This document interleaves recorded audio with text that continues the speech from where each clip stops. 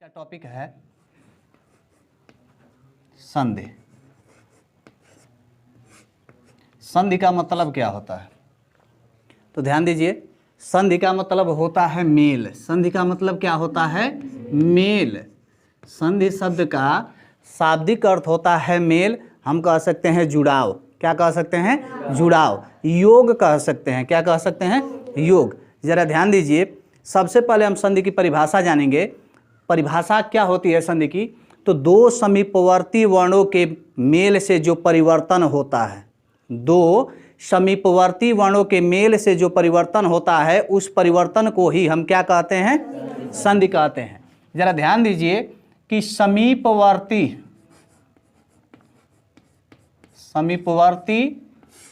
वर्णों का मेल, समीपवर्ती वर्णों का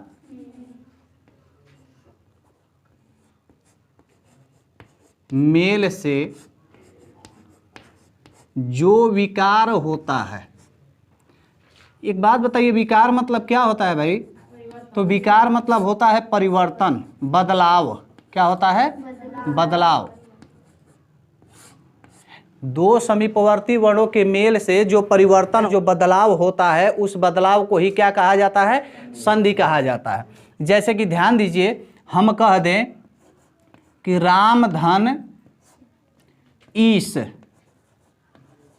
राम धन ईश, हमारा क्या हो जा रहा है? रमेश। राम धन ईश बराबर हो गया रमेश। जरा ध्यान दीजिए कि यहाँ पे म में हमारा अ छिपा हुआ है और ये ई, इन दोनों का जब मेल हो रहा है तो यह किस में परिवर्तित हो जा रहा है? ए में परिवर्तित हो जा रहा है। और यह परिवर्तन ही हमारा क्या कहलाएगा? संधि कहलाएगा। क्या कहलाएगा? संधि कहलाएगा। ध्यान दीजिए, यहाँ पे हमने कहने को कहा तो है कि समीपवर्ती वर्णों के मेल से जो परिवर्तन होता है उसे ही हम संधि कहते हैं, लेकिन यहाँ पे फोकस करना है दो शब्द, और दो शब्दों में पहले शब्द का, प्रथम शब्द का अंतिम वर्ण, प्रथम शब्द का अंतिम वर्ण और द्वितीय शब्द का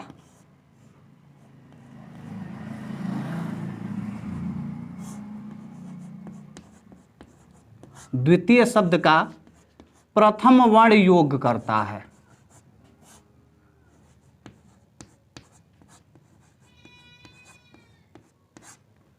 बात समझ में आ रही है? ध्यान दीजिए कि हमने कहा है कि दो शब्द हुए और दो शब्दों में प्रथम शब्द जो होता है उसका अंतिम वर्ण, यानी कि प्रथम शब्द का अंतिम अक्षर जो होता है उसका, तथा द्वितीय शब्द का प्रथम अक्षर, इन दोनों का मेल होता है तो परिवर्तन होता है, कुछ न कुछ बदलाव होता है।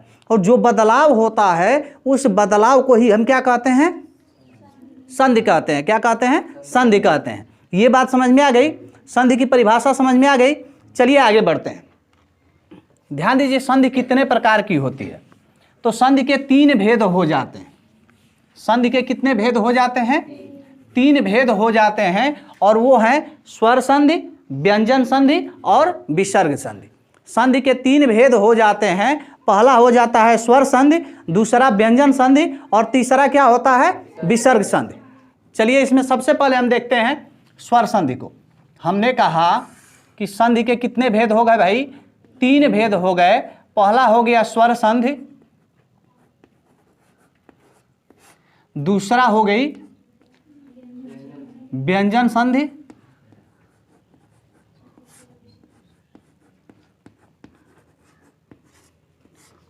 और तीसरी संधि क्या है? विसर्ग संधि। क्या है? विसर्ग संधि।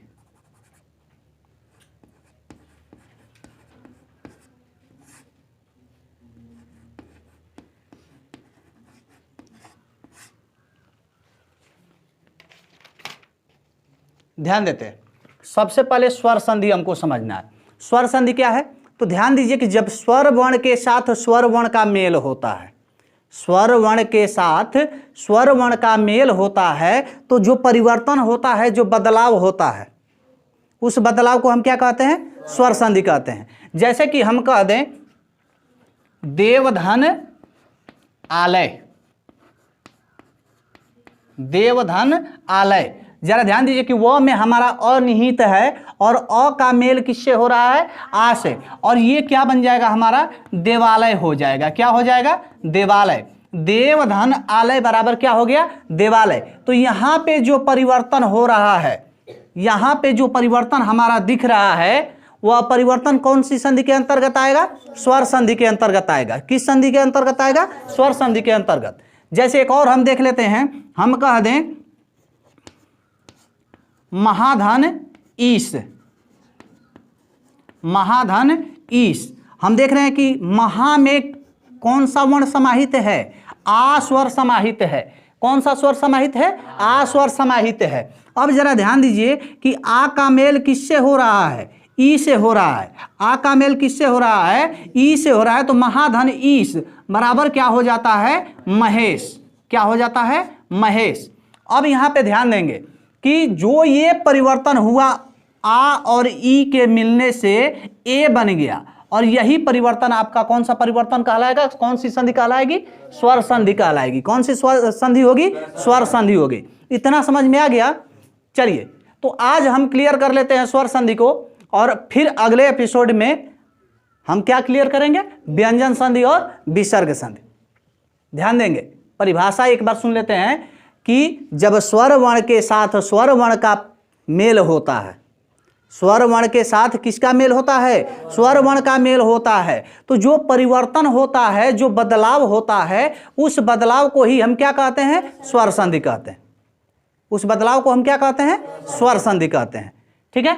अब ध्यान दीजिए कि यदि व्यंजन वर्ण के साथ, किसी भी व्यंजन वर्ण के साथ कोई स्वर योग करे या स्वर के साथ व्यंजन योग करे और परिवर्तन हो जाता है, तो वहां पे कौन सी संधि हो जाएगी, व्यंजन संधि हो जाएगी। कौन सी संधि हो जाएगी, व्यंजन संधि। जैसे कि हम कह दें दिक धन अंबर, दिक धन अंबर। जरा ध्यान दीजिए यहां पे, ये जो क हमने लिखा है, इसमें जो ये हलंत लगाया गया है, यह हलंत दर्शा रहा है कि क स्वर रहित है। क क्या है, स्वर रहित है, अर्थात यह व्यंजन है। तो इस व्यंजन के साथ अब स्वर का मेल हुआ तो कौन सी संधि होगी, व्यंजन संधि होगी। यह क्या हो जाएगा, दिगंबर हो जाएगा। क्या हो जाएगा, दिगंबर हो जाएगा। क्या हो जाएगा, दिगंबर। ठीक है। अब यहां पे ध्यान दीजिए कि विसर्ग संधि किसे कहते हैं। तो यदि विसर्ग के साथ स्वर या व्यंजन का मेल हो जाए, विसर्ग के साथ स्वर या व्यंजन का मेल हो जाए और मेल के पश्चात कुछ न कुछ परिवर्तन हो जाता है, तो वहां पे कौन सी संधि होगी, विसर्ग संधि होगी। जैसे कि देख लेते हैं, हम कह दें कि निधन आशा, निधन आशा। बच्चों ये क्या हो जाएगा, निराशा। क्या हो जाएगा, निराशा। बात समझ में आ रही है। जैसे कि हम कह दें मनः धन ज, मनः धन ज, क्या हो जाएगा, मनोज। क्या हो जाएगा, मनोज। विसर्ग का जो परिवर्तन हो रहा है व्यंजन से मिलने से, तो यह परिवर्तन किस संधि के अंतर्गत आएगा, विसर्ग संधि के अंतर्गत आएगा। इतनी बात समझ में आ गई, इतना क्लियर हो गया। चलिए ठीक है, आगे बढ़ते हैं। हमारा आज का टॉपिक होगा स्वर संधि। संधि में हमने सबसे पहले संधि की परिभाषा देखी, उसके पश्चात हमने देखा कि संधि के कितने भेद होते हैं। तो संधि के 3 भेद हो जाते हैं, स्वर संधि, व्यंजन संधि और विसर्ग संधि। अब जरा हम समझ लेते हैं स्वर संधि के भेदों की चर्चा कर लेते हैं। अभी हमने स्वर संधि का एक उदाहरण देखा था, इसकी परिभाषा हमने जाना था कि जब स्वर वर्ण के साथ स्वर का मिलाप होता है और मिलाप होने से जो परिवर्तन होता है, उस परिवर्तन को ही हम क्या कहते हैं, स्वर संधि कहते हैं। स्वर के साथ स्वर का मेल होने से जो परिवर्तन होता है, जो बदलाव होता है, उस बदलाव को ही हम क्या कहते हैं, स्वर संधि कहते हैं। अब यहाँ पे ध्यान दीजिए कि स्वर संधि के भेद कितने होते हैं। तो स्वर संधि के 5 भेद हो जाते हैं। कितने भेद हो जाते हैं, 5। सीधा ये समझिए कि पहले तो संधि दादाजी हैं। संधि क्या है, दादाजी। और दादाजी के कितने बेटे, 3 बेटे। नाम क्या है, स्वर, व्यंजन और विसर्ग। अब यहाँ पे देखिए कि स्वर बड़े भाई हैं, इनके 5 लड़के, इनके कितने लड़के? 5 लड़के। अब भाई 5 लड़के जब हैं तो उन 5 लड़कों का नाम तो होगा कुछ ना कुछ। उन 5 लड़कों का नाम हम जानते हैं। तो 5 लड़कों में बड़े लड़के का नाम है दीर्घ स्वर संधि। क्या है? दीर्घ स्वर संधि या दीर्घ संधि। भाई अब बड़े लड़के के बाद किस लड़के का नंबर आएगा? मझले लड़के का ना। तो मझला लड़का कौन सा होगा? गुण संधि। कौन होगा? गुण संधि। अब ध्यान दीजिए, मझले के बाद किसका नंबर आएगा? सझले का, यानी कि 3 नंबर वाला लड़का है वृद्धि संधि।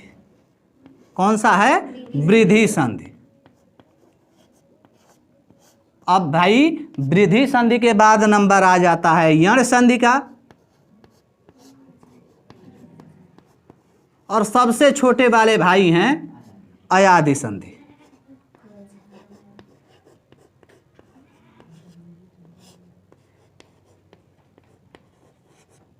सबसे छोटे भाई कौन हैं?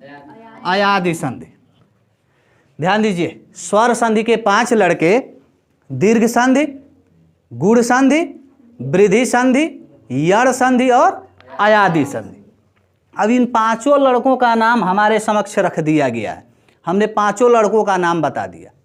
अब भाई इन 5 लड़कों में परिवर्तन किस प्रकार से हो रहा है, 5 लड़के किस प्रकार से अपना प्रभाव हमारे समक्ष रख रहे हैं, हम 5 लड़कों की पहचान कैसे करेंगे?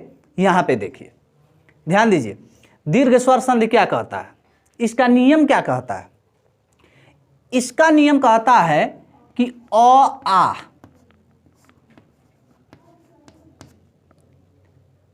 के बाद अगर अ या आ इन दोनों में से कोई भी आएगा तो परिणाम क्या हो जाएगा? आ हो जाएगा।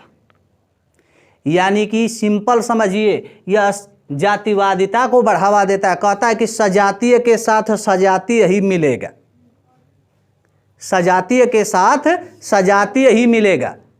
बात समझ में आ रही है? यानी कि ये कह रहा है कि इंसान की मित्रता इंसान से ही होगी। इंसान किसी अन्य जानवर को, अन्य जीव को अपना मित्र नहीं बनाएगा। जरा ध्यान दीजिए कि इन्होंने शामिल किसको किसको किया है? तो अ आ को शामिल किया, छोटी ई बड़ी ई को शामिल किया, और छोटा ऊ और बड़ा ऊ को शामिल किया। अब ये कहे क्या? दीर्घ संधि का नियम क्या कहता है कि अ आ के साथ अ आ का मेल होगा तो वह क्या हो जाएगा? आ होगा। छोटी ई बड़ी ई के साथ छोटी ई बड़ी ई का मेल होगा तो क्या होगा? बड़ी ई होगा। छोटा ऊ बड़ा ऊ के साथ छोटा ऊ या बड़ा ऊ का मेल होगा तो क्या होगा? बड़ा ऊ होगा। क्या होगा? बड़ा ऊ होगा। बात समझ में आ रही है? अब देखते हैं कैसे ये परिवर्तन है। तो सीधा ही आपको समझ लेना है कि जहां पर भी बड़ी ई की मात्रा दिख जाए, आकार दिख जाए, या बड़ा ऊ की मात्रा दिख जाए, बात समझ में आ रही है? परिवर्तन वाले जगह पे, संगम पे, कहां पे? संगम पे, तो वहां पे कौन सी संधि होगी? दीर्घ संधि होगी। कैसे? देख लेते हैं। जैसे कि हम कह दें कि देवधन अर्चन, देवधन अर्चन। बच्चों यहां पे ध्यान दीजिए, व में क्या है? अ है, और अ का मेल अ से होगा, क्या होगा भाई? आ होगा। तो देवधन अर्चन क्या हो जाएगा? देवार्चन। क्या हो जाएगा? देवार्चन। देवधन अर्चन बराबर क्या हो गया? देवार्चन। जैसे कि हम कह दें कि विद्याधन आलय, विद्याधन आलय क्या हो जाएगा? विद्यालय। यहां पे देखिए आकार है और यहां भी आकार है, आ का आ में मेल होगा, क्या होगा? आ होगा। यह क्या हो जाएगा? विद्यालय। क्या हो जाएगा? विद्यालय। बात समझ में आ रही है? चलिए अब दूसरा पर देख लेते हैं। यहीं पे कहा है कि छोटी ई या बड़ी ई में, छोटी ई या बड़ी ई मिलेगी तो वह परिवर्तन कैसा होगा? बड़ी ई हो जाएगा। क्या हो जाएगा? बड़ी ई हो जाएगा। हम देख लेते हैं भाई बड़ी ई कैसे हो रहा है। तो जैसे हम कह दें कि रवि धन इंद्र, रवि धन इंद्र, यहां पे ध्यान दीजिए, रवि धन इंद्र क्या हो जाएगा, रविंद्र, छोटी ई है ना और यहां भी छोटी ई है, तो छोटी ई मिलकर क्या होगा भाई, बड़ी। और रविंद्र बहुत से लोग ऐसे लिख देते हैं, यहां पे जरा ध्यान दीजिए कि रविंद्र कुछ लोग ऐसे लिख देते हैं जो कि बिल्कुल गलत है भाई, यह गलत है, सही नहीं है। रविंद्र कैसे होगा, तो बड़ी ई की मात्रा हो जाएगी, क्या हो जाएगा, बड़ी ई की मात्रा आ जाएगी। हमने अभी क्या कहा था थोड़ी देर पहले कि जहां भी बड़ी ई दिख जाए, आकार दिख जाए या बड़ा ऊ की मात्रा दिख जाए परिवर्तन वाले जगह पे, वहां पे क्या होगा, क्या होगा, दीर्घ संधि होगा, क्या होगा, दीर्घ संधि। जैसे देख लेते हैं, अभी एक उकार में देख लेते हैं, जैसे हम कह दें कि भानुधन उदय,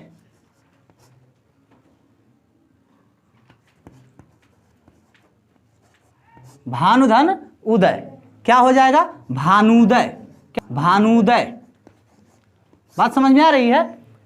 जैसे लघुधन उर्मी, हम कह दें कि लघुधन उर्मी, लघुधन उर्मी क्या हो जाएगा, लघुर्मी। ये छोटा ऊ बड़ा ऊ किस में बदल जाएगा, बड़ा ऊ में, तो ये क्या हो जाएगा, लघुर्मी, क्या हो जाएगा, लघुर्मी। चलिए, तो मेरे ख्याल से तो दीर्घ संधि क्लियर हो गई, दीर्घ संधि क्लियर हो गई। चलिए दूसरा देखते हैं, गुण संधि। अब यहां पे ध्यान दीजिए कि यहां से अ आ छोटी ई बड़ी ई छोटा ऊ बड़ा ऊ का प्रभाव थोड़ा सा हम बंद करते हैं। कहने का मतलब ये है कि ये जो बड़े भाई थे ये अपने परिवार में ये परंपरा लगा रहे हैं, दीर्घ संधि जो है अपने परिवार में ये परंपरा लगा दिए, लेकिन गुण संधि ने कुछ परिवर्तन कर दिया। जो दूसरे वाले भाई हैं ये कुछ परिवर्तन कर दिए। इन्होंने क्या कहा कि इनका कहना था कि अब जो है सजाती का सजाती के साथ मेल नहीं, थोड़ा बदल कर मेल कराते हैं। अब आदमी की दोस्ती जो है, इंसान की दोस्ती किसी पशु पक्षी से करा देते हैं। किससे करा देते हैं, किसी पशु पक्षी से। तो कहने का तात्पर्य ये है कि इन्होंने क्या किया कि अ आ को मानक रखा। इन्होंने कहा कि अ आ के साथ यदि छोटी ई या बड़ी ई और या बड़ी ई का मेल कराते हैं तो परिवर्तन में क्या आ जाएगा, ए आ जाएगा। क्या आ जाएगा, ए आ जाएगा। अगर अ या आ के पश्चात हम छोटा ऊ या बड़ा ऊ को रखते हैं तो क्या हो जाएगा, ओ हो जाएगा।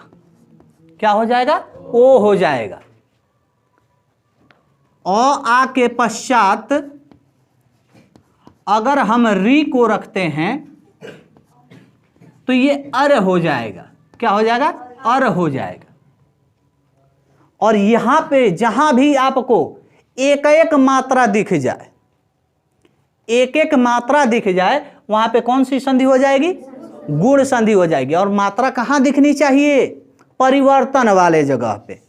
कहां पे, परिवर्तन वाले जगह पे। ध्यान दीजिए क्या हो जाएगा। जैसे कि उदाहरण देख लेते हैं, हम कह दें कि सदाधन नहीं,